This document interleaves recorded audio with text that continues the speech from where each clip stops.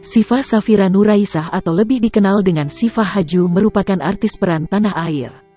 Terjun ke dunia entertainment sebagai pemain sinetron. Syifa Haju kini juga telah bermain di sejumlah film. Bagaimana biodata Syifa Haju? Syifa Haju lahir di Jakarta pada tanggal 13 Juli tahun 2000. Ia merupakan anak pasangan Andre dan Sandy Haju. Dalam profil Syifa Haju, ia memiliki dua adik perempuan, yaitu Sherina dan Manda. Syifa Haju dikenal sebagai seorang model, penyanyi, dan aktris. Ia telah membintangi berbagai judul film, baik layar lebar, sinetron, ataupun FTV. Syifa Haju memulai karir di dunia akting pada tahun 2014. Saat itu, usianya masih 14 tahun. Dalam biodata Syifa Haju, ia melakoni debut akting lewat sinetron bertajuk Bintang Langit. Setelah itu, Syifa langsung menerima banyak tawaran berakting.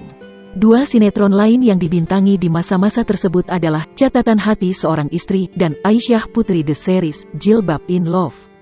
Nama Syifa Haju melambung di kalangan remaja ketika membintangi sinetron Mermaid in Love. Selain sinetron, Syifa Haju juga membintangi berbagai judul FTV. Beberapa di antaranya adalah Bubarnya Geng Jomblo, Pacar 30 Hari, Cinta Stuck di Food Truck,